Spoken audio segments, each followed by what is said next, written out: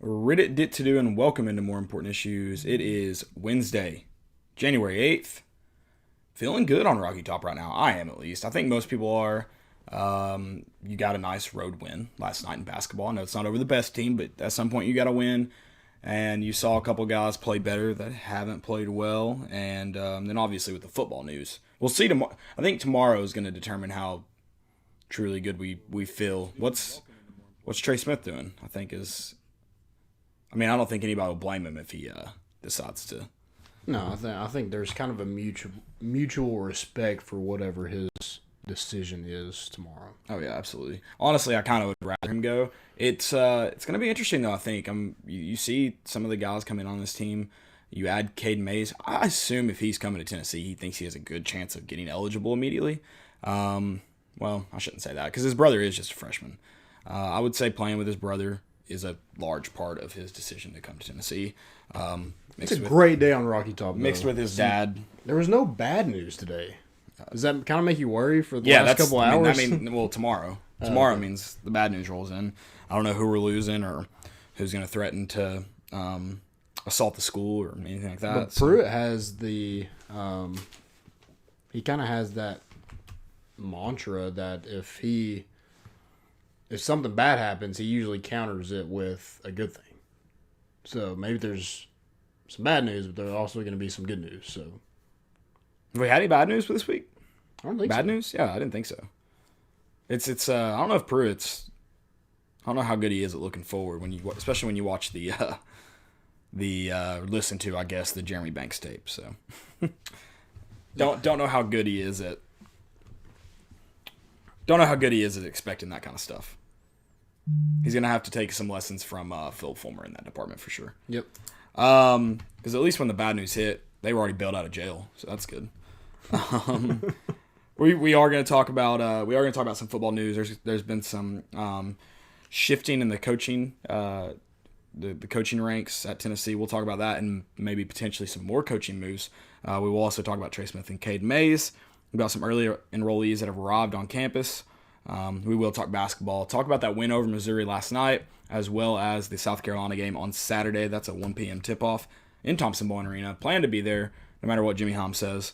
We are going to talk about the NFL playoffs, and then we've got some segments for you. Before we do all that, though, Landon's going to tell us about our friends over at Commercial Bank. Commercial Bank is your neighborhood bank, and they are a leading financial institution with the services, capabilities of resources of regional and national banks. Whether it's purchasing a home, saving for your child's future, or planning your next vacation, Commercial Bank is with you every step of the way to navigate life big decisions. Life may better. Visit cbtn.com to learn more and find a branch near you. Any financial needs you may have, go check out Commercial Bank. Do it. Go check out Commercial Bank. Let's talk about some coaching news. I don't know if we've seen you all since David Johnson's officially been hired at Florida State, but that move has happened. So far, nobody has they haven't hired a running backs coach, at least publicly. A lot of people have talked about potentially a promotion within, and I feel like there's a good chance that happens. A couple guys on staff that can fill that role, and apparently you have been recruiting already, so it's not going to be a big transition for him. I think the guy got it. But if you hire within, I don't think it's Joe Ossovet, in my opinion. You don't think it's him? But if you do hire within, then you have to hire somebody else in a different position.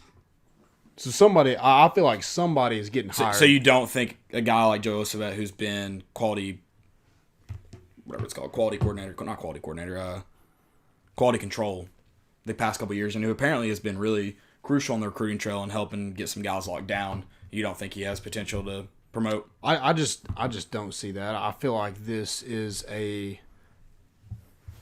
think he's done well in the JUCO ranks, but as far as like recruiting, high school players, I think there's a bigger void there. Okay. So I think Pruitt wants to fill that void. David Johnson, look at what he did this past season. We're all thankful for that, just, in the city of Memphis. But you're going to have to fill that void. And I feel like, I like Joe Ossovet. I think he's done a great job since he's been in here. but I think it's bigger shoes than that, in my opinion. Yeah, I don't know what he's really done at Tennessee. I mean, you've heard about what he's done, but I mean, if we're gonna give him credit, we also have to give Butch Jones credit at Alabama, which they haven't won anything since he's been there, so that's nice. Yeah. Well, I guess they won the SEC championship. But so we don't really know what he's done. The rumors are he's really assisted some coaches, including Niedermeyer. A lot of people have credited him with some of the guys that Niedermeyer's gotten. Not entirely, obviously, but in terms of what he did to bring them here. Mm-hmm. I don't know how much he misses on the recruiting trail. I'm not familiar with David Johnson's background, so I don't know if the Memphis thing has anything really specifically to do with David Johnson or just that he did a good job recruiting in that area, but he probably could have done a good job in any area. And that's why I say if it's anybody on staff, I think we talked about this last episode, it doesn't have to be, because I think we did talk about the potential for Johnson leaving. It doesn't have to be someone that can recruit Memphis, but they have to have a stronghold in a talented area somewhere. I don't know if Joel has that. I think that's the only hire you probably see within. There was already quite a bit of shifting on the offensive end last season. And I mean, it could happen again. Any year it could happen. I'd just kind of be surprised. Kind of seems like you go get somebody different. And I think the first call you make, I don't think you get him, but the first call you got to make is Jay Graham. Make him tell you no. He's probably going to say no. He just got a raise. He is technically the co-OC, I believe, at Texas A&M. Mm-hmm. He's not gonna come here and be the co-OC. We already have it unless T. Martin leaves, which there's another potential. We'll talk about that real quick. T. Martin kind of been, it's not been a rumor, but like his name's kind of been thrown around with Mississippi State because of he worked with Sarkisian at USC, who just got hired by Mississippi State. So I mean, I guess that's potential. If T. Martin leaves, obviously you have to fill the wide receiver void, but you may be able to bring Jay Graham because you'll probably be able to pay him more than A&M, and then you'll have the co-OC position. Again, that's a lateral move. I'm not saying he takes it, but I think that's the only way you get Jay Graham is if T. Martin leaves. Yeah, I mean, that's because, T. Martin has 3 titles here. Associate head coach, co-offense coordinator, assistant head coach. I think it's passing game coordinator. Passing game coordinator, co-offense coordinator. Yeah, and then wide receiver coach. Too much. So yeah, he has 3 titles. So the only way he leaves, it's for an OC job, right? And I don't think he's going to take a co-OC job. He wants complete control over an offense, and that's just added to his resume. I mean, he wants to grow as a coach. That's a promotion, right? Having full reign of an offense. I think eventually he wants to be a head coach. To be a head coach, I think you have to be an offensive coordinator. So I don't think T. Martin's going to be here forever, as much as Vol fans would love him to be. But I think he's comfortable right now with, Caden he's a freshman at Catholic, great baseball player, great football player, and I don't think it really has anything to do with Tennessee and recruiting him, but I think he's comfortable where he's at with him, in Knoxville.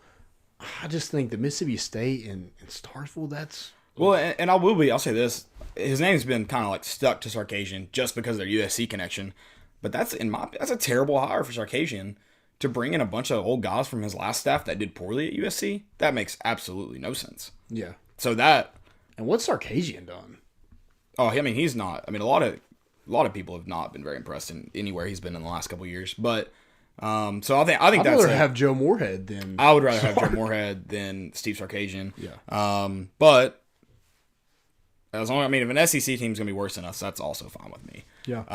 But USC keeping Muschamp, keep him. I think 10, 15 years with Pruitt, he's gonna do everything in his power to keep T. Martin, because T. Martin is, we didn't see a lot of him in the recruiting trail for the 2020 class, but he is. It's huge he's been huge in the 2021 class. In the state of Alabama, he has a lot of connections there. It's hard to recruit in that area, but he's from that area, from Mobile, and I think he's very high in a lot of these kids' recruitment in that 2021 class. I don't know what more you can do to keep him. Like, I don't know if we can counteract any offer at this point. You mentioned he has 3 titles. He's already got to be one of the higher paid assistants on staff. Right. And it's not like he's the better recruiter on the staff, and we don't even know if he's the better coach. We know he's not the premier assistant coach on it, but in terms of position coaches, we don't really. I mean, it's not like our wide receivers got. Which I mean, how much better can they get? I'm not saying T. Martin's a bad coach. Don't mishear me, but I don't know what more you can do to keep him. If he wants to leave, he's probably going to leave at this point. I think his family. Yeah, I mean, I'm not here. saying counteract, but I'm saying Pruitt's going to have a long conversation. He definitely wants him here. Yeah, he wants him here. He doesn't. He's not going to be like, okay, yeah, just go ahead. Yeah, but if T. Martin wants to leave, he's going to leave because I don't think you can give him any more. Right. Like you can't go. All right, well, we'll make you the passing game coordinator. You've already done that. I mean, you've done everything you can to get and keep T. Martin. You've given him every title you can without giving him an offensive coordinator job. Yeah, you have done everything to get him here and keep him here. If he wants to leave at this point, he's going to leave. Right. So that's the thing. Again, that his name has just kind of been thrown out there. Nothing's been rumored. No one said he's in talks with Mississippi State or Sarkisian. That's just kind of. I think because he was on his last staff, that name got thrown out there, which is fair. Like I said, like his son's starting in Knoxville, and then he already took him out of one school in California. Is that gonna like make? I'm sure that's a huge factor because David Johnson, his wife is from Florida. I'm sure they still have family down there. I think that had a lot to do with his decision. And it was Mike Norvell being, him being buddy with him, but it was also I think closer to family and a better, more comfortable situation family wise. No, I'm sure it has a ton of things to do. I think. The T. Martin thing is probably just to be an offensive coordinator. If he wants to leave, it's because he got an offensive coordinator position and he's ready to take that step. Mm-hmm. Family, that could hold him back. His son being here at Catholic in a pretty comfortable position. Catholic's a very good football program. He is starting, but his son's going to ball out wherever he goes. So it's probably not too much of a concern for him. I'm sure it's a concern anytime you move, anytime you change jobs, your family's going to be in consideration. But his son doesn't need Catholic. Catholic needs a son. So that's where I'm like, I don't know if. Yeah, but I mean, if you look at Catholic high school and then he's going to play somewhere in there's no I don't know of any powerhouses in. Yeah, but I'm sure there's a private school in somewhere that he could go to. Yeah, I mean, probably, but I think like you said, it's because he got an OC position. I don't think there's anything that is uncomfortable at Tennessee. I don't think there's anything more Tennessee could give T. Martin to make him stay. No, I absolutely believe that's true. Yeah. Tennessee has done all they can, and again, family may hold him back, but with how talented his son is, I believe he has a daughter too. I don't know much about her. I don't know if she's in sports or involved in any other kind of extracurricular that would make her want to stay in Knoxville specifically. Mm-hmm. I think anyone would want to live in Knoxville than in Starkville. Knoxville's not the greatest city in the world, but we've got a lot to do around here, and compared to Starkville, it is probably the greatest city in the world. Right.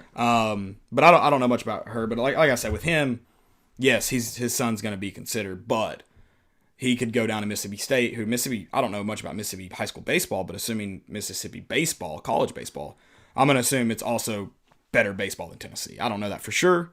Yeah, I feel like that's a safe assumption. So again, Mississippi State has had a good program as of late, but I think right now those two programs in the state of Mississippi are better baseball-wise than Tennessee is. Well, I just mean assuming because those two schools are good, that probably means their high school ball is better. I don't know that. That is an assumption. Yeah, I don't. But again, if his son helps keep him here, being at Catholic, they do get national attention. They were on ESPN this year against Brentwood. That may help him stay. His son's definitely going to be considered, and all his family will be considering that. I don't know anything about his wife. I don't know where she's from. I don't think she's from Knoxville. We all know she liked California. So for them to make that move then, it was a little surprising. But yeah. It must have just been the right time. But yeah, I don't know who replaces David Johnson. I don't know if it's an internal hire. If it's not an internal hire, then it hasn't even. I'm sure they're talking to people, but nothing's happened. Right. If it's internally, it could have happened already and just not been announced. I don't know. I'm sure someone is already filling his recruiting void in Memphis. So whoever's going to be in Memphis after the recruiting dead period ends, I think on the 15th, that's probably going to give you a good guess who your next position coach is. That may mean he's coaching a different position than running backs, but that's the guy that's probably getting the promotion. So I would also like, I think we mentioned it last episode, I would like Montario Hardesty. He's from North Carolina. He's coaching at Charlotte right now. I think he would have ties to North Carolina, which is also a big state for the 2021 class. I think he'll have connections there, and I think he would be like on the cheaper side for this. He should be. This Charlotte job being his first position job, Right. on the field coaching job. Is he running backs at Charlotte? Yes. I mean, And I think running backs, I don't think that's a very difficult position to replace as far as like. I mean, there's talent all over the country to bring in here that would make the step up to. But I think like that position solely is probably one of the easiest positions to coach at this level. I mean, yeah, I would. Because, I mean, you come in having, I mean, you just get handed the football. I mean, there's not like a ton of technique and stuff that you don't already know. I guess it's just more offense and your skill set. Yeah, I mean, it's not. I mean, yeah, I'm with you. It's probably not one of the. I'd probably prefer running backs over much else, but yeah. So I mean, I think if they wanted to give Niedermeyer that job and fill a tight ends position, I feel like they could do like that. Wouldn't be something that I would just be like, oh, why would you do that? Niedermeyer doesn't know anything about running backs. Yeah, no. Well, and those guys, that's another thing. Those guys, if you see them get moved around and they've never played running back or they've never coached running backs, I mean, those guys have been studying and working a long time to coach any position on the field, defense, offense.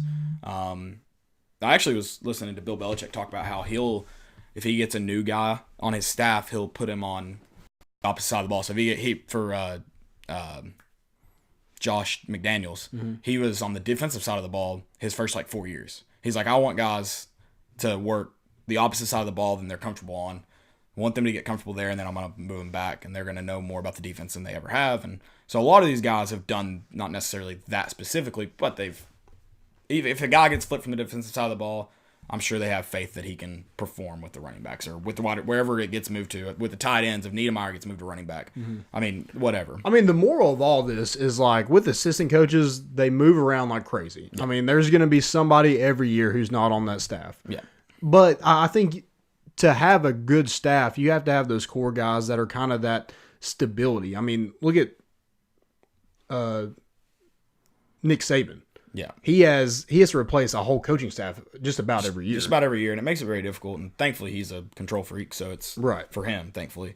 But Dabo Swinney hasn't really had those guys just leave. No. I mean, they've definitely, Dabo and Nick Saban have gone about it very, very different ways in how they've gotten to the pinnacle of college football. And the good thing with Nick Saban, though, is another point. You said, never, almost rarely, will you ever have the same, let's say, 15 guys that you did from the previous year. You're going to lose one or two of them, pick up a new one or two. I think the big thing when you talk about consistency, you're not going to be able to hang on to guys like Niedermeyer forever. But when Niedermeyer leaves, can you hang on to two or three other guys for 3 or 4 more years? And then when they leave, do you have guys that have been there for 4 or 5 years that can step in the recruiting roles and the experience roles and be able to help? And because, I mean, everybody's going to move on from it. Typically, everybody's going to move on from an assistant position coach role. Yeah, the lifers just don't seem to happen anymore. No. So guys like, young guys like T. Martin, Derek Ansley, like you said, Brian Niedermeyer, those guys are going to get calls probably every year. Yeah. And, they're not going to be here forever. But guys like, I feel like Will Friend, Jim Chaney, I feel like those are the core guys you want to keep together on this staff and then bring in talented guys from elsewhere, and teach them this same system. Keep it rolling. I think that's what Nick Saban has done to a certain extent. He's having to switch OCs and DCs every single year. But, I mean, he's going to have to replace Sark. Yeah. So you just got to keep that train going, keep that offense going, keep that defense going, keep bringing in, good recruiting classes. The recruiting, I think, is the most important aspect of this coaching hire. Yeah. Like you said, not so much has to do. I mean, you have to be able to coach the position well, but it has a lot more to do with can you go recruit. It doesn't have to be Memphis. If it's Memphis, great. Then you're not moving a bunch of people around. If you don't have a guy that you would put Memphis, whatever, it just needs to be somewhere that is just as saturated with talent as Memphis. Yeah, if you're able to bring those guys in here, got to be able to develop them. But there's guys here like a Jim Chaney, Will Friend, guys that have coached, in this offense that if you're not so familiar with running backs as, say if they give Brian Niedermeyer the job, they have guys that are able to, point him in the right direction. He's just not going to be by himself with the running backs. Now, if he's not comfortable, if he's not comfortable, he probably won't coach that position either. But no, I'm the way Jeremy Pruitt has this thing rolling right now. I feel confident in him, and that will kind of move into this next topic. With that, Trey Smith first off announces at 1 p.m. tomorrow whether he is staying or he's going. And typically, I'd say the man making the announcement makes me feel good. You've already had Tua leave this year by making an announcement, like doing a press conference. Then last year, Grant Williams holding a press conference really gave me hope. And obviously, he left. But, I figured he'd leave. But when he was like, yeah, I'll make an announcement, I'm like, oh, he's about to pay May in this thing. This is awesome. Yeah, that's always going to come up. Yeah. Oh, yeah. Anytime there's an announcement, there's always going to be that Peyton Manning. Yeah, because I feel like if you do a press conference, I feel like it's good. You're staying. Why would you bring everybody together just to be like, I'm doing what you assumed I was doing? That just seems weird to me. Yeah. But Trey Smith will announce tomorrow. I don't know if this Cade Mays news helps any. If it does, it only helps in a positive direction, I think. Right. Because you're just getting better. And if he wants to be... And he's from Tennessee. He loves Tennessee. I'm not saying that keeps him here because I'm with everybody else. Him waving the flag in the end zone after the Tax Slayer Bowl, it looked like his farewell. That's exactly what it looked like to me. Yeah. But, if he truly believes in what Pruitt's doing and he truly believes that this... with the way Georgia's trending, it may be a race between us and Florida to win the East this year. Potentially. Love it. Again, that relies on Harrison Bailey being competent. Yeah. And he looks competent. But yeah, if Trey Smith believes that, I think there's a slim chance he could come back. I don't think it's definite. I think there's some people in the program that thinks he may come back. But I think there's a big agreement with, Tennessee fans as if he needs to get paid. Well, yeah, if he leaves, we're all going to wish him luck. There's not going to be any bad blood whatsoever. Mm-mm. But if he comes back, we're all ecstatic. Oh yeah. But since he's been here, he's been a great ambassador for the university, and he's I think he was the number one player in the ESPN 300. Yeah. So a top guy out of Jackson, Tennessee, and just did everything the right way. I know we make fun of that Andrew Ray UGA guy for saying he's risking his life, but Trey Smith literally risked his life to play football at the University of Tennessee. So I don't think you can hate on any decision he makes. Oh, absolutely not. And, and nobody would. And he's one guy that I think would lead the National Football League in jersey sales as an offensive lineman. Oh, I'm sure he'd be up there. And there's my hot take. Yeah, and I think just while we're on that topic, and we'll probably get more into it in March, April. But if he goes, I guess. Trey Smith, I think the lowest that man falls is the third round, and that's due to his health. If the health wasn't an issue, he's a first-round draft pick. Oh yeah, easy. And I think the lowest he falls, though, even with that, is third round. I could be wrong. I don't know. I've seen a lot. What all it entails. I don't know exactly the health issues, and the only people that probably know exactly what's going on is the doctors at I don't remember where he went. The doctors at wherever he's been seen, the doctors at UT and the training staff and the coaches, because they've put together a plan that's obviously worked well enough, obviously, and so he may not know his future with the NFL right now as of January 8th. Mm-hmm. So I feel like that gives me the thought that he may be returning. If this is a little bit later, when's the deadline? The 20th. The 20th is. So I guess he has been talking to teams more than I was thinking. But yeah, if it was even closer to the 20th, I might be thinking he's... Right now, I've got a little bit of thought. He may be staying. Just because... I don't, I'm sure he's had people talk. I'll say this, and I'm not trying to make the decision for the kid, but if you're not guaranteed to be able to play football anymore, why not? In my opinion, I would try to get paid while I was able to play football. Yeah, if NFL teams are backing off of him for the paid reason, then he's coming back. But, for the health reasons, yeah. So like you said, he's not guaranteed. No, there's a team that's going to take him. I think if I'm making the decision, I'll go. If I'm making the decision for him, I'm going. I think he should go. But again, if teams are saying, no, people are not going to spend money on a risk like this, then you may be back for 1 year to prove you could play another season. I don't know. Yeah. I don't know. But again, like, is the next year, is that going to come up again as his health? Like, is that's what I'm like, it's not guaranteed it's going to help your stock playing another year. No, it's never. I mean, nothing's ever guaranteed. Right, but right. I mean, what the next year could prove is like, well, you only practice, 3 days, or you only practice like 3 times throughout the season. You can't do that in the NFL. We've got to be able to see you improve that first, and that may be something where he goes and he's on a practice squad or something. Something along those lines to start with. Somebody's going to take a chance, and somebody is going to be ecstatic on what he does for a team. Yeah, and not just playing wise. I think in a locker room, he's a great locker room guy. He's a guy that you can put in front of the media, and he's going to tell you exactly what he thinks, and it's going to be like one of the greatest speeches you've ever. Like, every time I hear Trey Smith speak, I'm like, man, that dude's got a future. I don't know about exactly what you think, because after the Bama game, he was visibly upset with what had happened and didn't throw JG under the bus. So he's not Donald Trump in that thing. Well, no, I mean, but he's not, I guess, not what he thinks, but he's going to tell you. He's well-spoken, and he is. Like it is, yes. He's well-spoken, and he has the best interest of himself and the team all the time. Yep.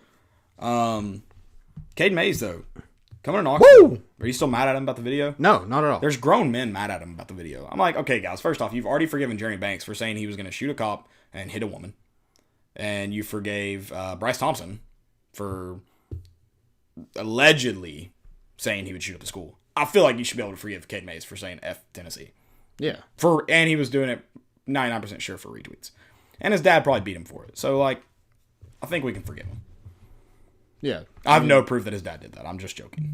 He probably couldn't without his pinky. That makes it very difficult. That situation's weird to me. It is weird. But first we'll talk about just Cade Mays. And I think that's huge. Especially if Trey Smith is leaving and you get him eligible. But if Trey Smith comes back, you're still able to get him eligible. I think Tennessee has one of the best offensive lines in the country. I don't think there's anybody that can, try to tell me otherwise. I mean, if Trey Smith's back and you have Cade Mays eligible, it's definitely one of the best lines in the country. And even if he's not eligible, I like that we got him in regardless, because the experience and practice that he's able to bring, and then I mean the dude's a good lineman. So that means our guys are competing every day with him. You're going to get better competing against guys like that. I think with him not knowing his status for next year and coming to Tennessee regardless tells you what you already know is Butch Jones is a freaking idiot. Well, because he's willing to come here. Butch Jones and John Curry and oh yeah, I mean there was a lot in that, but I mean if Butch Jones isn't an incompetent coach, he doesn't get fired. Yeah, no, I mean Cade wants to be here. He also wanted to be here the whole time. We don't know if it's true, unfortunately. Yeah, it hadn't been confirmed, has it, that he's transferring here? Yeah, it is. It is confirmed? I thought it was just Slayball saying, and Austin Price has and Austin Price. I thought they both said sources. They said for sure it's happening. I thought everything said sources.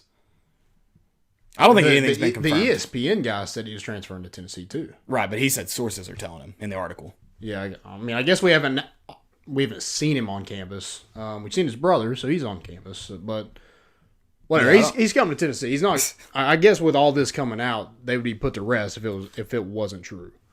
I don't know about that. He's supposed to be enrolled in school. Right. Classes don't start until like the 21st, though. Classes are still a ways away, aren't they? No, they start like the 12th. They started today, I'm pretty sure. Today? I thought they started like the 12th. The 12th would be a Monday, right? 12th is Sunday. We talked about it with Vescovi. Because we were talking about when he potentially might be eligible per NCAA rules. I thought class started today. I don't know. I could be wrong. Yeah. Someone said Austin Price said he is. I'm aware Austin Price said he is.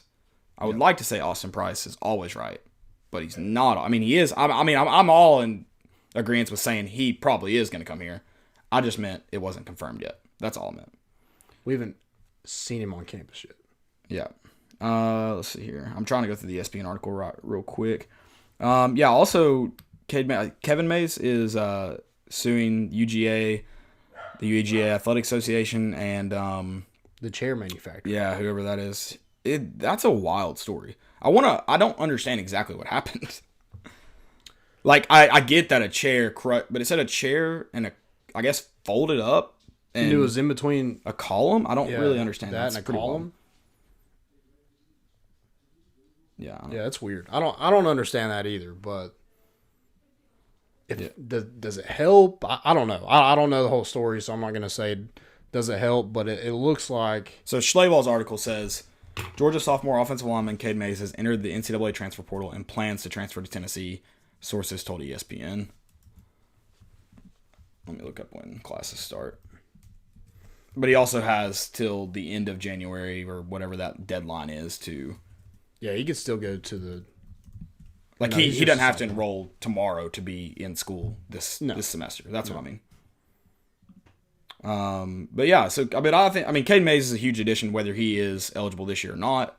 And I think he could only if he's not eligible, then your defensive guys get to go against him in practice every day, and I think that's huge for their development too. Because whether Georgia fans want to admit it or not, Cade Mays is a great offensive lineman. I mean, as a freshman, started on a playoff team.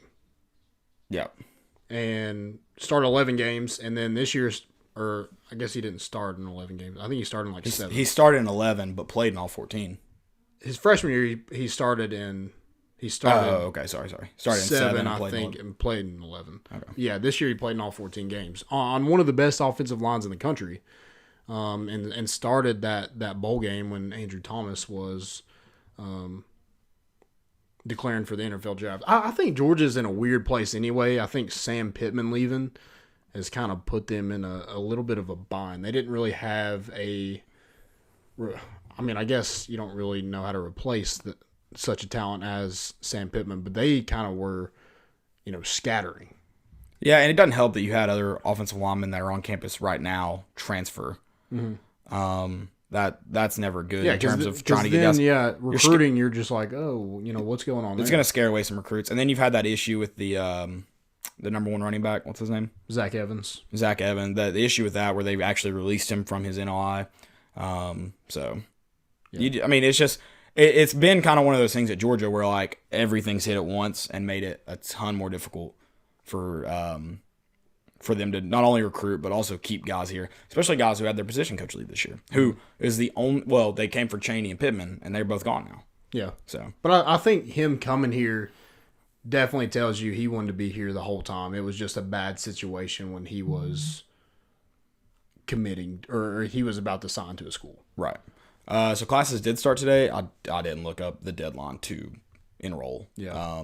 That's too much work I'm willing to put in the next 2 seconds. But I am going to see if I can find Austin Price's exact tweet. But I think him just seeing the whole turnaround of this season, obviously his brother going there, his dad played here, he's from here, so he hears all of all the good things coming out of Tennessee all the time. And I don't know if that guy had any real intel back in I said it to you on the show. We could go and find it. But some guy was like, I heard somebody's transferring to Tennessee. This is in October. And it's 4-letter name. And his brother is going to be playing here soon. Interesting. Yeah. Obviously, the dude could have just been guessing. But someone else said today that they had been, again, it's people on Twitter. Who knows? I don't even remember the names, so that doesn't help. But, people have been saying they've kind of been hearing rumblings about it for a while. Apparently, he's not been happy in Georgia for a while, is the rumor. Yeah, I think he wasn't very happy with the rotation. He kind of saw not a decrease in games, but he thought he would be able to start every game, be able to play a lot more snaps than he did, and it just didn't. And when Pittman left, I don't think there was really anything keeping him at Georgia. No. And they made that video in October about Cade Mays doesn't shy away from competition. They had Andrew Thomas talk. They had Sam Pittman talk, Cade Mays. And none of those three people are at Georgia anymore. Yeah. Yep. So I don't know how good of a relationship he had with Kirby Smart. It obviously wasn't a bad one or he wouldn't have, went to Georgia. But I think Sam Pittman was definitely the key in his recruitment, especially after, Butch Jones debacle. Yeah. You had John Curry go off into no man's land, and you had the Greg Schiano thing. That's even though it was probably a good thing that we got rid of Schiano, it still looks like a bad thing in that time. Right. Well, as a recruit, you're looking at that program. You're like, oh gosh, I don't know if I want to go there. Well, you just got done discussing all the coaching changes that he's gone through at Georgia.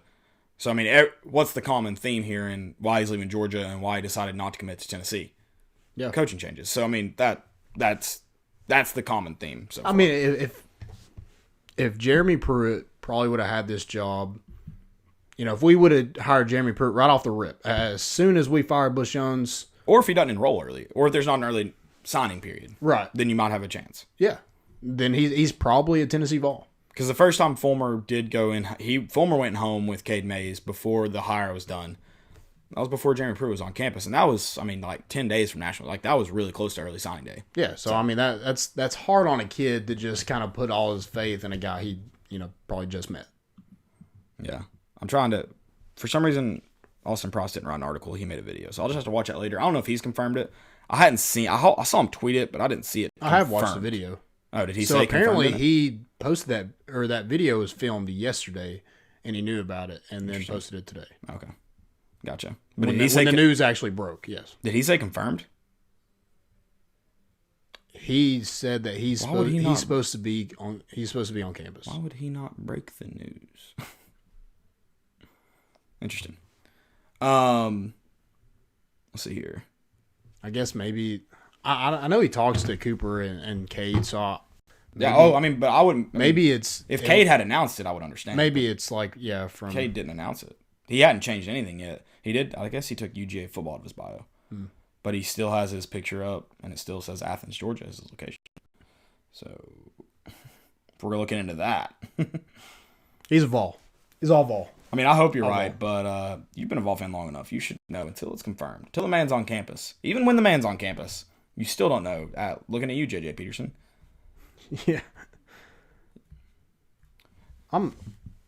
I like this, though. I mean, you can't have enough offensive linemen, even if it knocks somebody out of a starting position. You can't have enough, and there's always injury. There's always turnover. There's always transfers.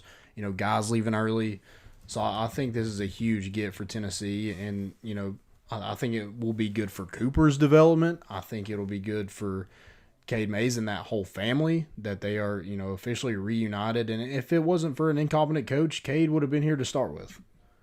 So Jeremy Pruitt is still trying to stitch together this whole program that Butch Jones just ripped apart.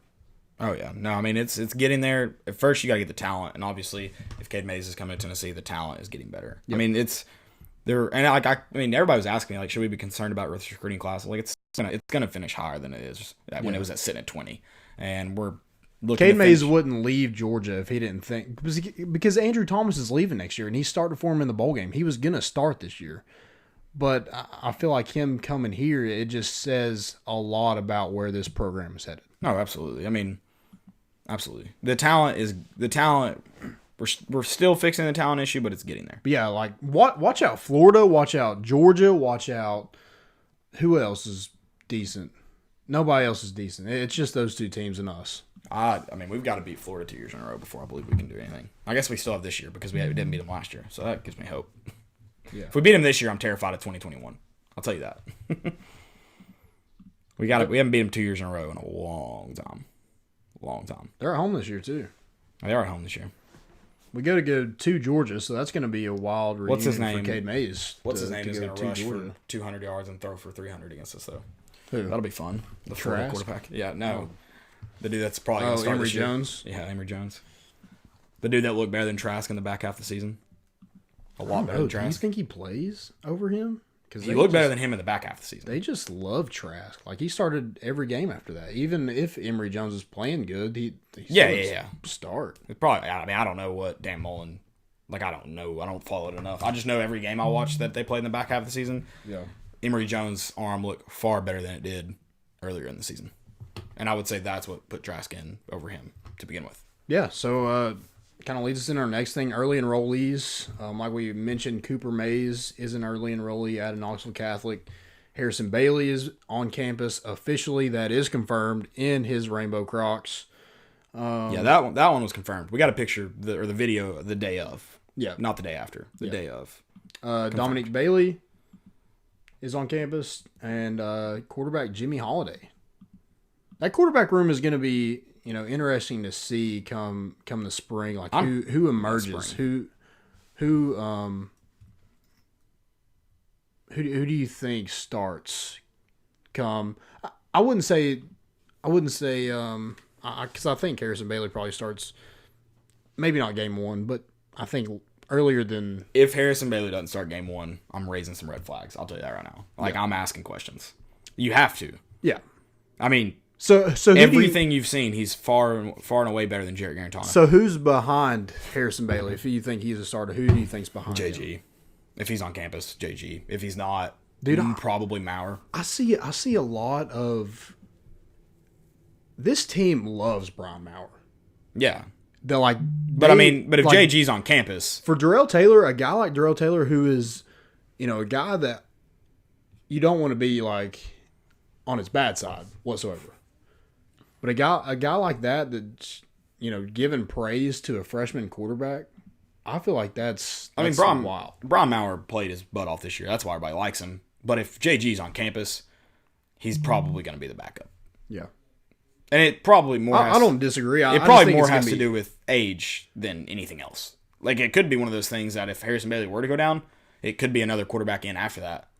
But JG will probably be listed as the number 2. It was very obvious that Brian Maurer was not ready to be the starting quarterback at Tennessee this year, but we just didn't have a choice. No, I mean, and he did enough to light a spark. I mean, a lot of people talk about the change in the mood and the outlook of the season when he came in against Georgia, and we didn't play exceptionally well outside of 2 drives, but it's the energy he brought was something that JG he's never been able to spark this offense. No. Even when he wasn't the starter and behind Normandy, he didn't come in and he doesn't have the attitude to go spark an offense. That's not his attitude. And I'm not saying it has to be, but this team. But I do think his attitude changed once he saw Brian Maurer. But he's never going to be able to spark a team ever. No. Even when he came in, for Shrout and Juwan Jennings. But he did play exceptionally better after that Alabama game. He did. Yeah. But this Tennessee team, when Brian Maurer started, needed energy, needed a breath of life, and that's what Brian Maurer brought. And that's just the way he plays. Some football teams don't need a quarterback that brings that kind of energy. Some football teams desperately need that. This football team needed a quarterback that was going to bring a ton of energy, and that's why Brian Maurer. I think Jeremy Pruitt knew that he wasn't going to be better than JG, but he also knew that they needed to go a different direction for that moment, and that's why Brian Maurer started. Do you think I'm thinking Vescovi is a more polished Brian Maurer on the basketball court? That's what he looks like to me. I mean, he's a guy who makes a lot of mistakes right now. He's not been on campus very long, and that's understandable. But he's far and away better. Far and away. Like, he won his basketball game last night. That's a spark. Yeah. No, him last night, that was an absolute spark for him to just light it up. Well, let's be fair and tell the first 10 minutes that he played was garbage. Yeah. And we'll get into that. But, he definitely brought a spark last night in the final 3 minutes that was much needed. And he didn't shoot at all. And that's another thing we'll talk about when we get into basketball. But yeah, I think he brings energy, not in the same way I don't know that Brian Maurer does. Brian Maurer almost brings like swagger to your team. Yeah. I think Vescovi maybe just brings some comfortability to your team. And some offense. Yeah, but I think it's comfortable. Like, okay, we know he's going to probably we know he's going to be able to do He's something that the team needed. Yeah, absolutely. We needed somebody that was going to go to the hole. I just mean Brian Maurer brings that energy by his the way he walks, the way he talks. Vescovi doesn't seem like But that. it's that same life that you needed with this team. Like I said, not every football team needs a quarterback that has the same passion that Brian Maurer has. Right. Just like this basketball team doesn't necessarily need that right now, but they need somebody that's going to go to the hole, that's going to, be willing to shoot the ball, put the ball in their hand with, your last shot, but not your last shot of the game on the line, but your last chance to be in this game on the line. And he did that, and he made it. Yep. And we'll talk about that here in just a second. Before we do get into basketball, we're going to talk about the win over Missouri. I am going to tell you all about my friends at 865 Axe Throwing. It's a one-of-a-kind experience. It's perfect for date nights, birthdays, anniversaries, friends night out, wedding parties, corporate team building events. 865 Axe Throwing, where locals hang out. They're the first axe throwing range in Knox County and the only outdoor range in the area. They have friendly and knowledgeable axe coaches that can teach anyone how to throw confidently and safely. Once you stick your first axe, you will be hooked. It's located only 15 minutes from downtown, and their atmosphere can't be beat.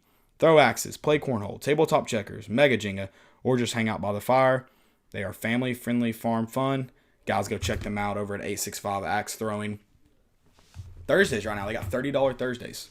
If you can find Thursday, go throw for $30. If you don't make it there on a Thursday, though, use the promo code More Important Issues. You'll get $5 off at check-in. Make sure you go check out 865 Axe Throwing, guys.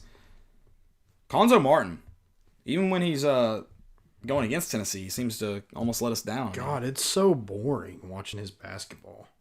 I mean, that game was boring last night. Up until Well, it's because right now we are a boring basketball team as well. Right. That doesn't help. Right, yeah. But, Conzo's always had that. No, that's what I mean. We knew we were going to get Conzo ball, and then our ball right now is just not good. Our team's not great. I mean, at any point, a win is a win is a win is a win. But, I mean, there's still some question marks after that game. I'm going to lose my mind on John Fulkerson. Every time he touches the ball in the paint, he is shooting the ball. He's always on the floor. The ball is dead in his hands. He's a black hole. It's going in the basket. It's missing a shot, or he's turning the ball over. It's not going to anybody else on our team's hands because we're not getting an offensive rebound. And why is he always on the floor? Well, he's always been on the floor. I know, but you would think after 4 years you would fix that. No, he's a baby giraffe. He's always going to. But a baby giraffe has to grow up at some point. No. See, you don't understand what baby giraffes are. He's always a baby giraffe. You know those tall people who can never walk? He's one of those. He's a 6'11" white dude that's never going to learn how to walk correctly. But he's a 6'11" white dude who can't shoot outside the paint. He can't shoot inside the paint.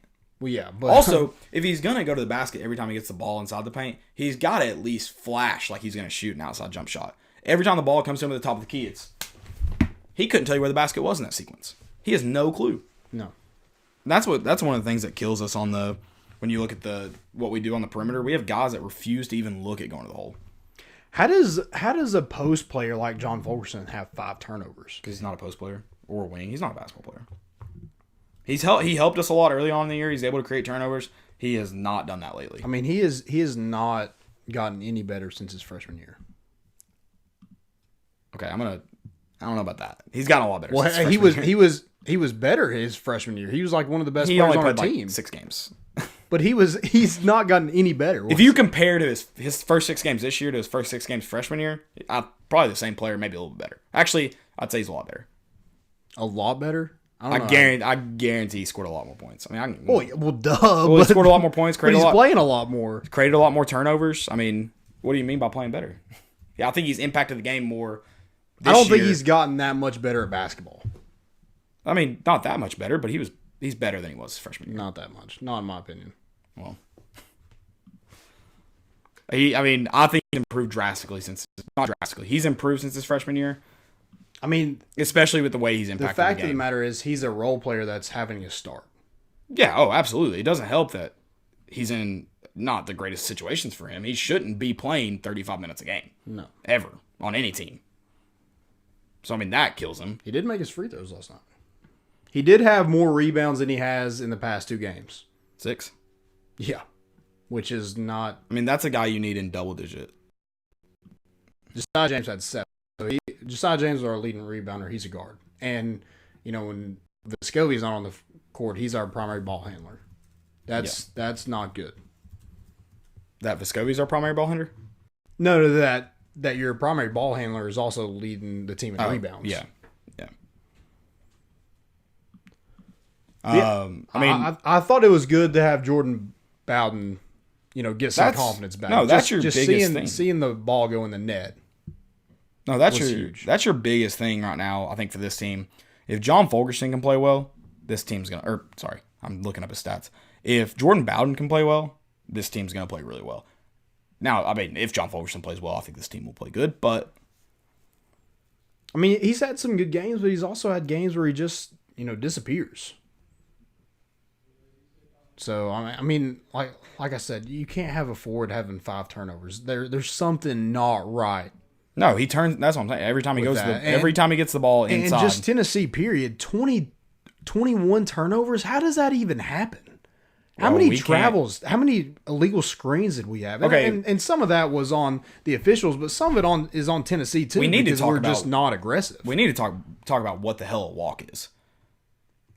I mean, there were 85 walks called on both teams, and there were maybe 2 walks in that sequence. I mean, was that the point of emphasis last night? We're going to call every walk we can? Because it was absurd. There were times there's no way the ref was even looking at our feet, and a walk was called. Yeah. Or a travel was called. And then they miss crap like Kumwa jumping at the rim, coming back down, and then going to it. And I know those aren't the same officials, but they're SEC officials, and we need to address how poor SEC officials are. Yeah, they're not. They're getting worse. But I mean, you can't really complain too much about this game because you win by 10 and you won on the road against an SEC opponent. You can't complain that much. You had 6 guys in double figures. That's kind of the balance Tennessee needs right now because you're not getting it from Fulgerson every night. You're not getting from Jordan Bowden every night, or you haven't been. You know, Vescovi came in and gave us an absolute spark last night. He had 8 straight. He was on an 8-0 run against Missouri last night. Coming in, knocking down 2 threes, getting a steal, and getting an easy basket on the other end. That's something Tennessee hasn't had. A guy that can just come in and make 2 shots and not even hesitate. We have guys that refuse. Like if they're open and they miss their last shot, they're not shooting. I mean, the aggressiveness is the biggest thing. I think a lot of people don't think we're coached at all. I think we're way too overcoached. We're never looking to go to not ever. We're rarely looking to go to the basketball. We're always looking for our next move, our next pass, our next screen, whatever. I think we're way overcoached on the offensive end. And I think that's why Vescovi is one of our best offensive players. How much has he been coached? Yeah, I think that's why he's one of the offense. He's just playing basketball. I think that's why he's one of our best offensive players. I think his team is way overcoached. And he did have 5 turnovers. So, that and they're going to go down drastically as he gets more comfortable with all these guys. But just him being, an offensive threat. The only offensive threat you really have is Bowden, and he hasn't. He's kind of been, invisible the past couple games. But you get a guy who's able to come in, and he's going to the rim, and he's not very fast, but I feel like a little bit strength and conditioning, a couple years of that, I think he will be a great point guard that's able to get to the rim. But he's still having to deal with. Coming over here, playing against, good competition. Not saying the NBA Global Academy isn't good competition, but it's not the same as you're not going against the guys with the same length, the same physicality as guys in the SEC. Right. So I look for him to improve, and I think he's going to be a great player for Tennessee down the road. I mean, he's already exciting. He's already, doesn't hesitate shooting the basketball. So I hope our coaching staff doesn't, try to keep him from doing that, because that's a big reason why you won that game last night is because he put it out of reach. Yeah. No, I mean, you said we can't complain. Again, a win is a win is a win is a win. But the last 2 minutes is the only reason we won that basketball game. If we had played that kind of basketball, that aggressive basketball in the first 10 minutes, the game would have been put away by halftime. Yep. And Missouri's best player didn't play. Yeah. So I've got this. John Fulgerson's almost doubled his minutes since his freshman year. He's almost quadrupled his points. His turnovers have almost quadrupled, and his blocks and steals at least have doubled. So, but yeah, his turnovers have quadrupled. His points have quadrupled. His rebounds have not gotten that much better. He's only got 10 more rebounds than he did in his freshman year. He's got 20 more rebounds his freshman year than he did his senior year. This senior year more than his freshman year. And you talked about his minutes. So he's definitely been able to score more, but obviously his rebounding, which is what we need him to do, is terrible. I want to know why when he boxes out, he can never get from the point. He can never get from where he finds the guy back around. When the ball comes off the rim, he's still on the guy. He can never see the ball. That's that NBA rebounding. I'm like, what are you doing? He's trying to box the guy out, but he can never get to the actual box out part. I mean, we gave up 11 offensive rebounds. Yeah, that's one of the notes I have. 11 offensive rebounds. I said Vescovi struggled early, but was clutch. And then it also helped that Tillman was out. Tillman was their second leading scorer. I mean, And that got being one out. thing we did, we got to the free throw line. We got to the free throw line 5 times, and we didn't get to the free throw line against LSU until like 11 minutes to go in the second half. We went 5 times against LSU last night. How much did we go in the first half last night, though? I didn't look at the stats when it was. I don't know, but I'm saying against LSU, we went 5 times total Yeah. in the game. Last night we went 17 times. Well, my next thing I was about to say, they started fouling us with like a minute and a half left. We got a ton of bonus points. Yeah. So, I mean, probably 10 But of those. we missed a lot of those. Yeah, probably 10 of those free throws came in the final minute and a half. I'd say close to that amount. I don't know how many 1-and-1s we made before we got into the double bonus, but I know Pons missed one, and Josiah James missed one. Yeah, we're 12 for 17, so that needs to improve. But no, the fact that we're getting there. Vescovi was 4 for 5. You know, and it doesn't like get in the position to go to the, even if it is in the last couple minutes, get in the position to go to the I think points. we built whenever it comes, get points. We built most of our lead on that. I mean, a lot of our lead on that, I guess. It's just very like, I guess we were just so spoiled the past 2 years and getting the ball in the paint whenever you needed a shot, and then we could dish it out. But dishing it out, like you said, John Fulkerson's kind of a black hole, and you know we don't have an inside presence whatsoever. It looks like zero. Pons is our best inside, and he's 6'6". He's a wing. He's not even supposed to be a forward. Right. But he's able to jump high enough where he's able to get the ball off against bigger defenders. So I think Pons is definitely the most improved player on this team because you look at what he was last year. Until he starts rebounding, though, he's going to be struggling in my book. We can't have a guy that can jump out of the gym like that doesn't get balls off the board. That's insane to me because it's not like we're getting boxed out. We're just missing rebounds. So until he starts rebounding, I mean, again, he's one of the most improved in terms of his shot. But even then, that's starting to fade away. On the offensive end, though, he's not really on the block that much. He's more like he comes up the court. You know, they give him the ball. He's able to shoot a 3 if it's open. But they had 11 offensive rebounds. Oh, yeah, I know. And I think Kumal's going to have to. But he only played 7 minutes. Kumal didn't. He's not getting enough playing time. He's not getting anywhere. He's just as good as Fulkerson right now. I mean, when he got the playing time Fulkerson did, he had better stats than him. And he still didn't have quite as much as Fulkerson. He's got to get more playing time. He's going to make mistakes because he's a freshman, but those mistakes are way less frustrating than a senior making the same ones. Yeah. Way less frustrating. Jalen Johnson came alive. I hope he can keep. If he can keep that up, first off, hopefully that keeps Pember on the bench. He's not going to give us much. Yeah, Pember. I think he had 2 fouls while he was in the game. Yep, he did not look ready. Devontae Gaines, hasn't. He came in. He played 4 minutes. Came in and got 2 rebounds though. And anybody that can rebound, put them on the floor right now. Yeah, it's absolutely absurd. I don't know how we've out rebounded some of these teams. Like we out rebounded Missouri last night. I don't understand how because we're not doing a good job of doing it. We have no one that is willing to box out, and then our guy who can literally jump out of the gym refuses to do anything but try to block shots. When it wasn't just, we did out rebound them, but it was because they had a lower shooting percentage than we did. Because they were all defensive rebounds. It wasn't like we were fighting for offensive rebounds. We got 5, they got 11. Yeah. I mean, we've got to rebound better. That was our calling card when we struggled. When this team was really young, when we didn't have any big guys. They were Kyle Alexander one and done. Kyle Alexander hadn't done much a couple years ago. That was our calling card. We fought on the boards every game. If we were gonna win the battle for rebounds, we're probably gonna win the game, and that's not gonna be the case this year. And until we do that, I'm not convinced we're gonna win a lot of games in a row. Like I'm not convinced we can put together a ton of. We're not gonna be able to grind out victories like we were that year. And we're so inconsistent. At least last year, we kind of had an identity where we were going inside, and then if he was able to, if there was nothing there, then he was passing it out. I think it does help having Vescovi, and then Josiah Jordan-James has been shooting better. Hopefully, we can develop some of those guys that we can go to when we need it. Because until Jordan Bowden comes around, obviously, I think Vescovi, there's just that comfortable level with him with the team. I think you see that with Josiah James. He's able to contribute in so many ways, and I feel like the game is coming to him more instead of him having to worry about being the scorer that he's not. Right. I was pretty confident Josiah Jordan-James would get a lot more comfortable, and he has. And I think he's only going to improve. He's going to be asked to do a lot more, but he's only going to improve as well.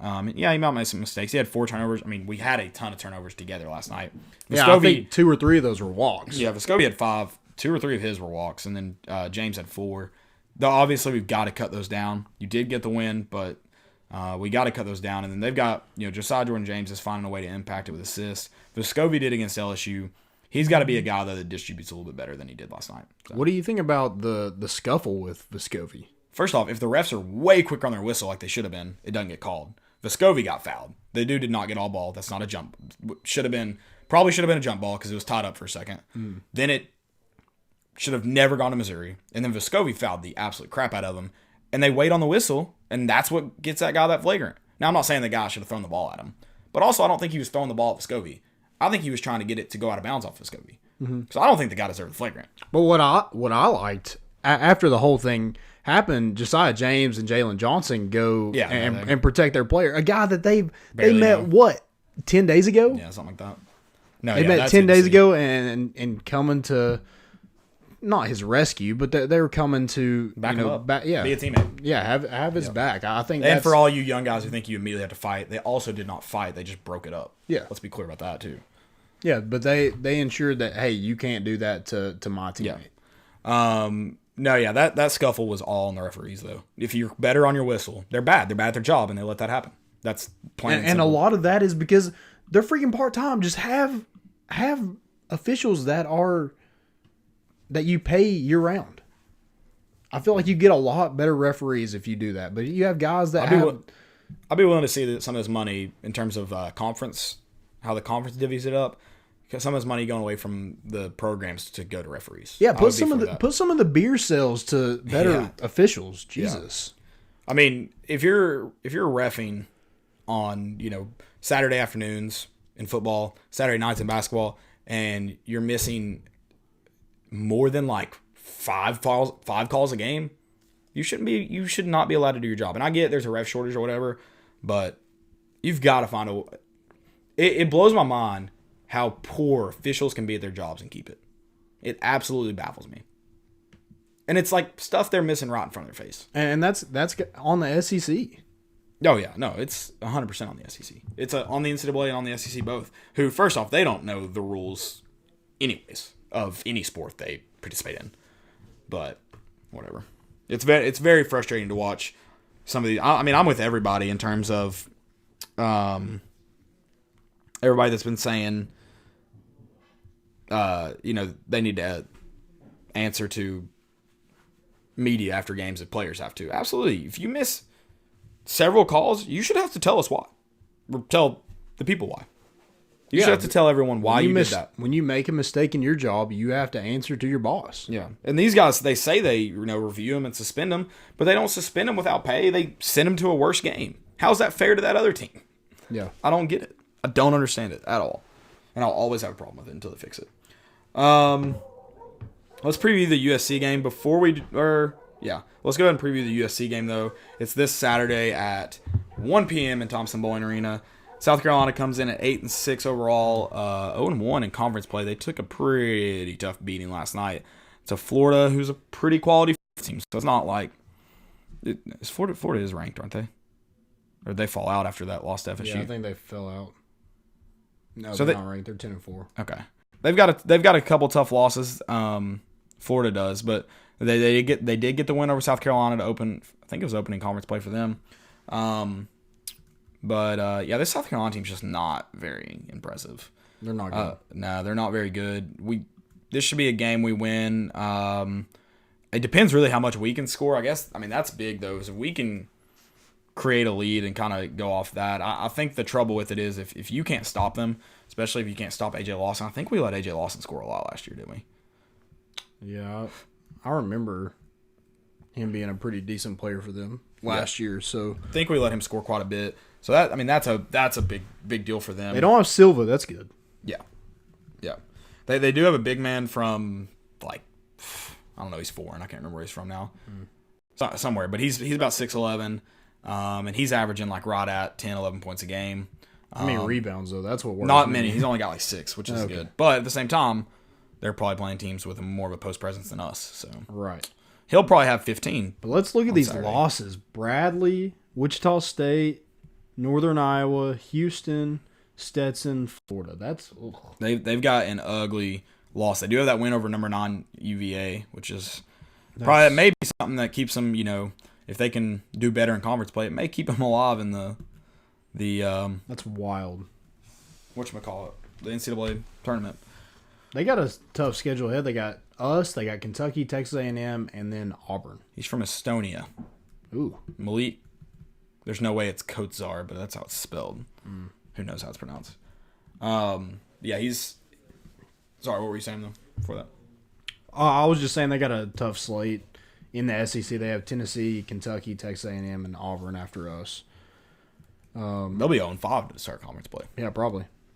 If we can win. They may be 1-4. I'm really not sure what we're going to get out of this Tennessee team on Saturday. Yeah, we're so inconsistent in our offense and defense that you never know what you're going to get. And our starting point guard is played 2 games. Right. That's, I think, the biggest question for me. And then he had a very short leash the other night. Well, I didn't listen to Rick Barnes after the LSU game. Apparently, he said that he was out of shape. Yeah, okay. He said that was on him. Okay. So I think, first off, everyone has a short leash with Rick Barnes, and then I think also it had to do with they were trying to distribute those minutes better than they did Saturday. He played 34 minutes Saturday against LSU. Just played 19 last. He just played 19. So that's probably better for him, especially when you look down the stretch. He was able to make 2 big threes to clinch the game for us. Again, we've said this multiple times. I would much rather you be playing better at the end of the game than the start of the game. Oh, 100%. And he's averaging 15 points a game right now. So, I think he only had like 6 or 7 last night, right? 7? He had 11. Oh, he ended up with 11? Oh, wow. Or 10. I think he had 10. Okay. Yeah, because he had 2 free throws to go in double digits. So when he made those 2 threes, his stats were he was 2 of 3 from field goal range. He had taken 3 shots after he made those 2 clutch threes inside 4 minutes? Yeah. So we just need him to shoot more too. We need him to shoot more. Right. Like the fact that you took 1 shot before you shot that pretty deep 3 off a screen, we need you to shoot more. Like you're gonna. I know it kind of sucks to come in, not play much, practice much, and then just be asked to be a leader and a leading scorer, but that's what this team needs right now. So. Yep. And it's crazy that Rick Barnes was saying that he wouldn't even play. And then it was like, oh, it's going to be up to him. And then it's like, oh, he's starting. Just for him to come in and wow Rick Barnes, who's not, his excitement doesn't show too much. Right. For him to impress the coaching staff that much, to be able to be a starter and to be a player that they trust at the end of games when it's a close game, that's insane to me. It gives me more like respect, I guess, to what they did with DJ Burns last year. Mm-hmm. Because we all assumed he should have been playing, but now I'm thinking that staff probably knew what they were talking about. Yeah. Because now they've started Josiah Jordan-James, his first game of his career, and Vescovi, the first game of his career. So I think it had much less to do with. Because at first I thought it was just we were saving him to redshirt him. And I think it was more about he just wasn't ready. Yeah, and he's only started 4 games at Winthrop. Yeah, and I think with Vescovi coming in, like you can't just if a guy's that talented, you just can't keep him off to save him for next year. No, that's what I'm saying. I think that's a terrible way to message that to your seniors like Jordan Bowden, even Lamonte Turner, John Ford. That's a terrible way to set that. Set yourself up for the rest of the season, because then they're like, well, you don't care about this season anyway. So no, I think it's what I was saying. I think it shows that this staff knows what they're doing. So I think everybody questioned why DJ Burns didn't play last year. I know I questioned it. Mm-hmm. And then when he left, I'm going, Rick Barnes, you didn't play him. That's your fault. But I think he knows what he's doing in terms of he's going to play the guys he knows are ready to play. Yeah. DJ Burns, looking back now, hindsight's 2020. Looking back, you have Vescovi, Josiah Jordan-James is proof. He's going to play guys that are ready and not play guys who are not ready. Right. That's all I mean by that. So, and it'd probably be a lot different if you knew that Plavsic wasn't going to be eligible, but you kind of thought he was going to be eligible. What do you mean? For what?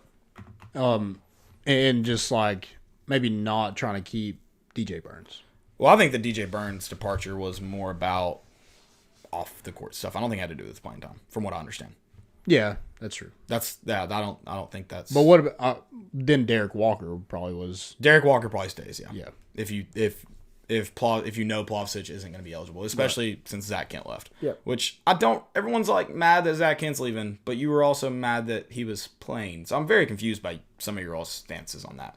If you could explain that to me, I don't think he'd be playing if he was at Tennessee, so he might as well just leave and open up that scholarship spot. Right. But if you have another take on it, yeah, you can tell me. But we need a big man. If we're gonna be like Zach Kent's not a big man, just like John Fulkerson's not a big man. Right. I mean, if we're gonna be like a lot of eyes are gonna be on us next year with that class coming in. But you need a big man that's able, and Plavsic is gonna, I guess, have to be that guy because I don't see really anybody else being that guy. And I'm not bought into his hype yet, so I'm curious what will happen there. I mean, I think we need to go get another big man for that class. Yeah, whether it's a grad transfer or somebody that's able to contribute now, but. And like a proven grad transfer. I don't know if I want to gamble again. I mean, in college basketball, you're rarely going to find. Is that a shot at Lou Evans? No, that was a shot at Uros that I'm not guessing. Lou Evans, I can 100% tell you for a fact I do not want someone else like Lou Evans. You're a great person. You seem to have a great personality, and you were fun to follow on Twitter in Knoxville, but you weren't a great basketball player. No. But yeah, no, Uros, we're still guessing. I'd rather not guess again. No. Lou Evans, I knew and know about. So, yeah. At least, I guess, Uros is going to take up some space, which we're not. At the very bare minimum, people are going to have to shoot over him. Yeah, just stand up, keep your arms up. Yeah, there's no defensive 3 seconds in college basketball. It's fine. NFL playoffs. Oh, I do have to tell you all about somebody else before we get into NFL playoffs. I don't know about you, but for me, a game is 10 times more exciting when I'm putting my money on it. Sometimes I have a gut feeling about a matchup, and sometimes I'm just betting on my team because they're my team. I've one small piece of advice before I continue reading. Never bet on your team. It's just going to make you cry. If you're the kind of guy who likes to bet a little to win a lot, try a parlay, for instance. If you liked a couple of the big favorites this week, parlays are perfect because they let you bet multiple games together for a much bigger payout. So if you're going to bet this season, do the smart thing and go to mybookie.ag because no one gives you more ways to win. If you really want to support a team this season, don't just sit on the sidelines. Get in the game with MyBookie. If you join right now, MyBookie will double your first deposit. Just use the promo code CHAIR to activate the offer. That's promo code CHAIR to double your cash today. Visit mybookie.ag. You play, you win, you get paid. NFL playoffs. Playoffs? I'm going to have to look at some of these spreads. I might be betting on a couple games this week. I don't know. I will be playing daily fantasy. I did see today. Yeah, it's still the Titans and Ravens are at 10, and the Texans and Chiefs are at 10. That's a lot for the NFL. Yeah, especially in a playoff game. I think I'll take the Titans to cover that. I don't think the Ravens will win by 10. Ooh, I don't know. That game is. I mean, they're baiting you to do it. Well, yeah. With the, I mean that's the whole point of it, right? But it's like what's the again? Are you a Titans fan? Not yet. What's the Vikings 49ers? Not yet. Not until I wouldn't be that upset if they lost. I'm just playing. Well, I mean, like that's what I mean though. I really wouldn't be. I would be way more upset if I lost on a bet. Like if I bet the Ravens to cover and the Titans ended up winning, I'd be like, that's stupid. Like I'd be like, no. Like that's what I mean by I'm not a fan yet. What's the Vikings 49ers spread? It is 7. Favorite in 49ers? Yep. Oh, I think I'd take that. Seahawks and Green Bay. That's Green Bay. Green Bay's favored. Yeah, before. Interesting. So let's pick them. We're gonna pick them now. Okay. Yeah. So the first game you got is the Vikings 49ers. Yeah, I'll definitely take the 49ers. I don't know if I'm going to take them to cover, but I'm definitely going to take the 49ers. Yeah, I'll take the 49ers as well. Titans, Ravens. Holy man. Like I said, I'm not a fan yet, but I want the Titans to win so bad. I'm going to pick the Ravens, but I want them to win so bad. Yeah. I mean, if the Titans have any chance, it's going to be behind Derrick Henry. Yeah, I mean, if they run the ball well, they'll control the game, and that gives them a better shot. That's why I think I pick them to cover because 10. They're just going to keep it away from Lamar Jackson. In my opinion, that's got to be their game plan, yeah. Yeah. It's not a bad game plan. I'm also going to go with the Ravens. I just think they have too many weapons to not win this game. Yeah. Texans Chiefs. I think I'm probably picking the hot pick here, but I'm going to go Texans. I think the Texans have a real shot to win this game. Okay. I'm going to go with the Chiefs. I don't blame you at all for doing that. I hate to pick like every team that's favored, but and especially because last week it was like every team that played the underdog won, but I just think the Chiefs with the weapons they have on offense, it's going to be hard to. Oh, it is going to be very difficult. It's going to be very high scoring. That's why I say that 10-point spread in that game is probably. Well, what's the over under? Probably like 40, 45, probably 46, 51. 51. Wow, that's pretty high. I think I'll take that under. I don't know. No, I mean there's the over under for the Titans Ravens is 46.5. Interesting. I'd probably take the under in that. I'm taking the under in that one. Yeah.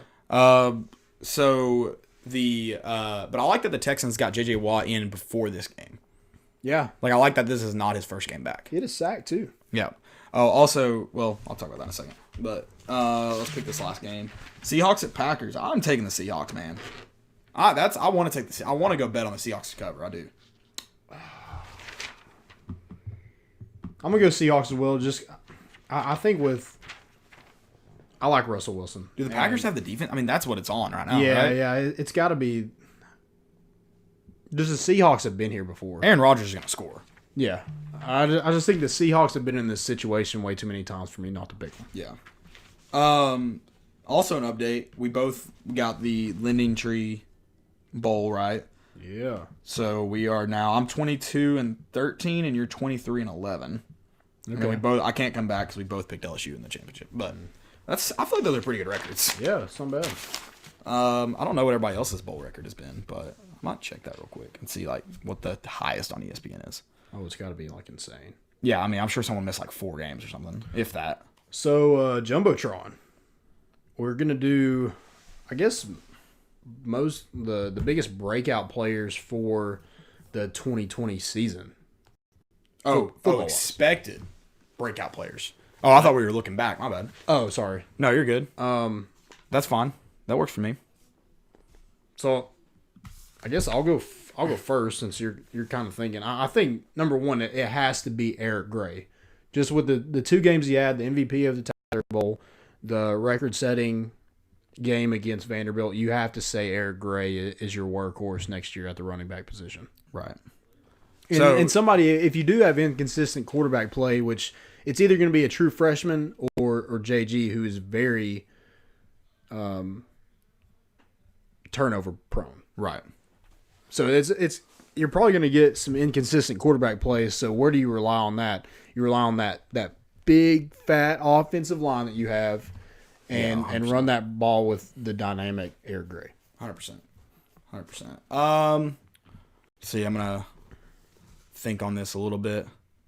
I want to see this guy that I think could. I want to see it happen. Like I'm kind of like trying to speak it to fruition here.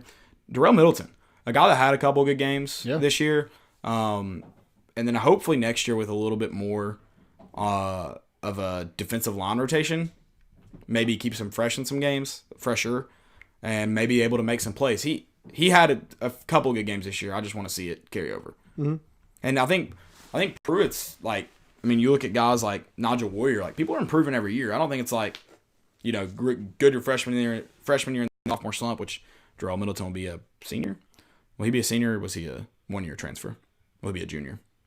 I think he has 2 years. Okay, so 2 years still. So he'll be a junior. I think he'll be a senior. A junior. He'll be a senior. Okay, so but still, I think a guy like that could will improve under this coaching staff. So. Yeah.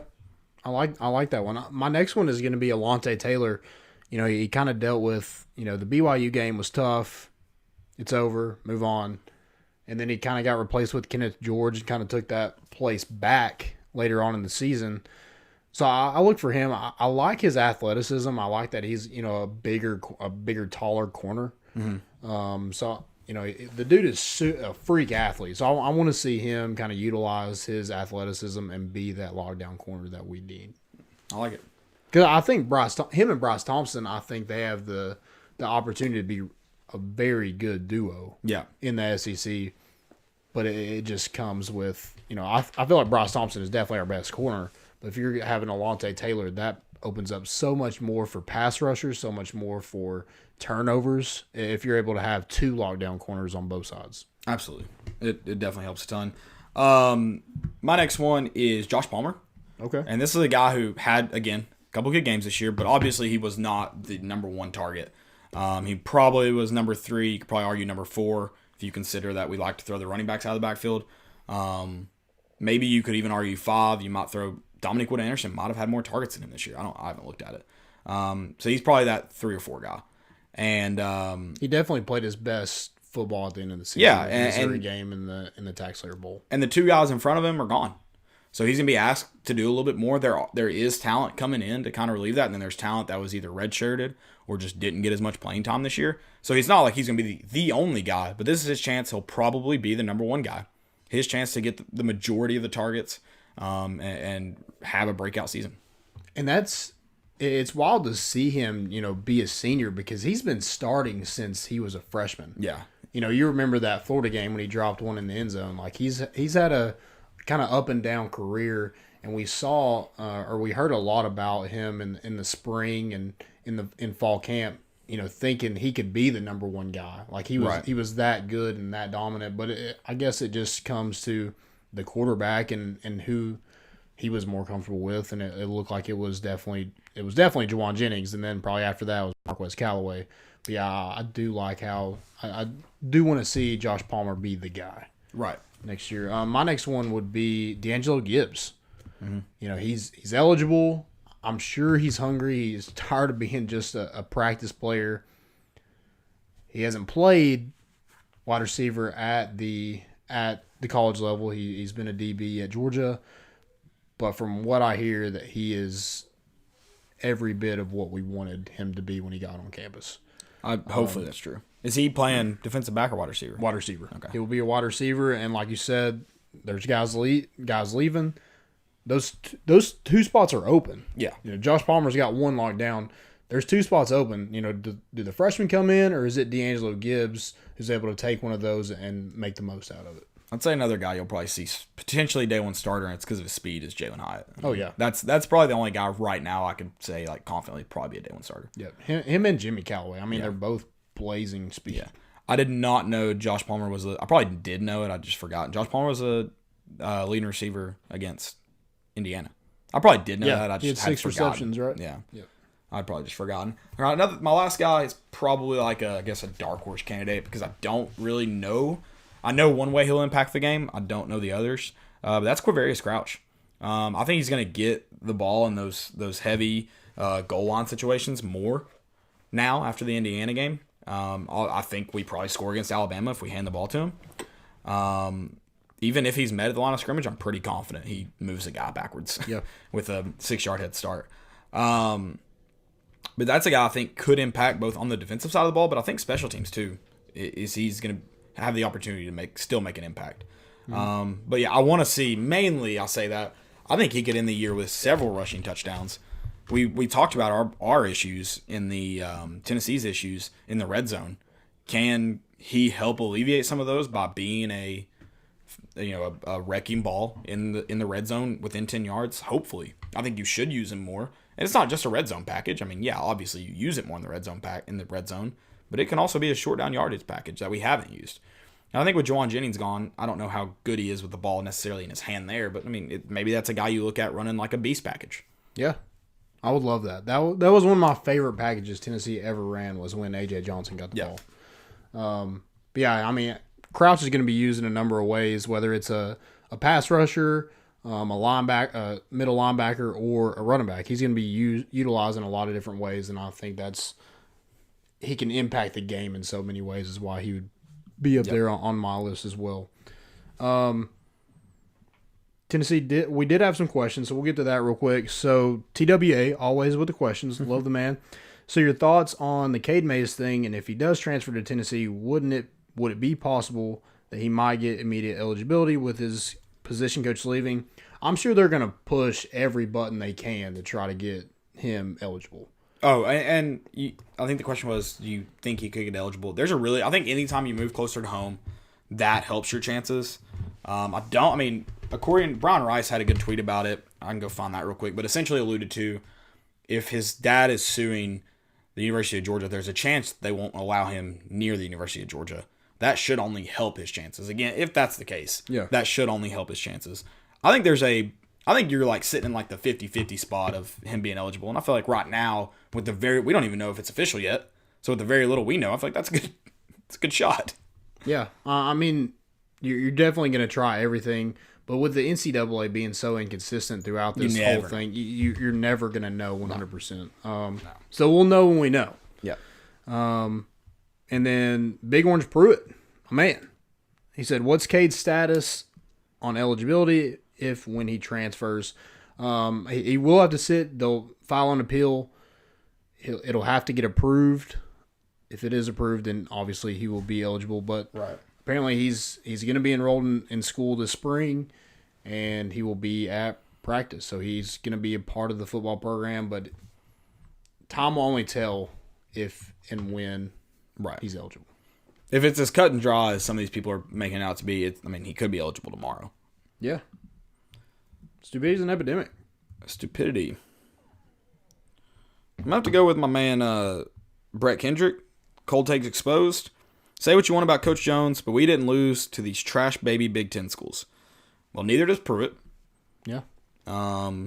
So, also, I feel like you're not, do you like Butch Jones enough to, go to war against Vol Twitter for that? Do you? Yeah, that's kind of a weird flex. Yeah, I don't know if I'd want to do that. No. Because, you knew what that tweet was going to get you. Right. I feel like you're going... It's kind of like everyone's about Jimmy Holmes. Jimmy Holmes did used to do a pretty good job in Knoxville, better than most. There's other really good people in Knoxville now, which saturates the market a little bit. But also the biggest thing about Jimmy Holmes, I feel like he tries to alienate the Tennessee fan base. That's what annoys me the most. Also, didn't Butch Jones, play him when he had a concussion? That was, a big Yeah, didn't his family, speak on the news about it? About how hurt they were by it? Yeah.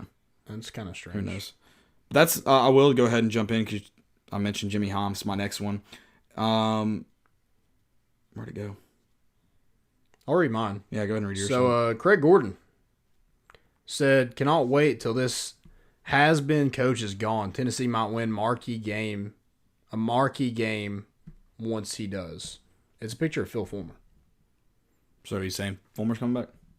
Or no, he wants him gone. He said Tennessee Fulmer won't win a marquee game until he's gone. We won the marquee game. Yeah, the national championship was the only game you that's the highest of high. Yeah, that's weird. Yeah, that's a terrible take. Would you rather have John Curry? Is that what you'd rather have? A guy that just goes off the grid, a guy he'll just hire whoever? I would. What a moron. But Jimmy Holmes' tweet, I won't read the whole tweet to you because it's just informational, but the beginning was, UT students weren't much help to the Vols against LSU, and then talks about how the allotment goes on. See, why do you lead off with that? You're just trying to alienate the fan base at that point. Yep. Why would you... 90% of the students are back home because it's winter break. They haven't come back yet. Yeah. That's why... Tennessee pretty much filled up the bowl Saturday. But see, he points out negative stuff. That's what I'm saying. Why not say, the allotment was sold out for this game? He doesn't do that. He just has to point out the negative. He has to highlight whatever is going on that could shine negative light on Tennessee. And I don't get what is. It's always what is he doing? It's always an attempt to alienate the fan base. He says stuff. He takes those little jabs. UT students weren't much help to the Vols against LSU. Well, most of them were home, but he refuses to acknowledge that Tennessee still did a pretty good job of filling up the bowl. I'm actually going to go check now and see what the actual attendance were. I just don't get his entire agenda. Why can't just cover the Vols? If you covered negative stuff, that's fine, but you also have to cover the positive stuff too. He may cover the positive stuff. I don't know. But he has to shine light to any negative thing he can. It just drives me insane. He always takes the easiest jab possible. UT students weren't much help. First off, but our team isn't much help. If you win games, people are going to sell out the thing. And he I don't know. Also, I will say, if we're going to attack anybody in that situation, attack UT. The way the allotment works is absolutely stupid. It said there was 18,000 in attendance against LSU. So 3,000 short of your capacity. But the way the allotment works, why in the absolute hell is a student sitting in the 300 section? Not a single student is going to come to a game unless it's the premier game of the year and sit in the 300 level section. It's never going to happen. Ever. Does Duke put theirs in the 300 section? Does North Carolina put theirs? Where does Memphis' students sit? Where does Florida's students sit? It drives me nuts also that in the second half, they're going away from our students. Yeah, no, that's the worst planning of all And time. I'm not saying our student section is even that great, but that's not how basketball works. That's not how home field advantage works. You literally took away your home field advantage. Yeah. Home court advantage, sorry. And when you need it the most, you get it in the first half, but who cares? No, that's always bothered me. Yeah, if we're going to poke and prod at anybody about it, let's go after the UT administration. That is one thing I want to see get fixed. Students should be in the bottom bowl, and they should be on the opposite side of the court of UT's bench. Yep. But whatever. Whatever. Yeah, that's all I got. Annoying. It also doesn't work out logistically because they have to go to the opposite end to form the tee to let them run out of and all that jazz. They make it really. And they have to run by the opposing team. Yeah, no, it's very stupid. Guys, I digress. Thank you all for listening. You can do it on iTunes, Spotify, Google Play, wherever you want tomorrow. You could even come back here if you wanted to. You can do whatever you want. Just listen to us tomorrow. Or tell somebody to listen to us tomorrow. That's what everybody needs to do. Ponzi scheme time. I think we talked about Ponzi scheme. Good. I'm going to tell 2 people I know to listen to the show tomorrow. I'm going to text 2 people right when I get off here. You're going to text 2 people. Okay. I'm going to ask them to text 2 people. Like a copy and paste kind of thing. Right. I ask you all to do the same. Get our iTunes, whatever. Copy a link, put it in there, be like, hey, I'm sending this to you all. Will you forward this to 2 other people Jesus is watching? Something like that. I don't know. And see if they'll do it. We're going to try to get a lot of listeners today. Cade Mays' first game, you think they do like a I'm coming home, coming home. I think they play the video of him singing Dixieland Delight with and Tennessee too. Oh, yeah, definitely. I know some people that would lose their mind. I mean, they were redneck mad about it online today. Redneck mad. It's a great day to be Vol. That's all we got. We're bringing the boat in. Share it. We out.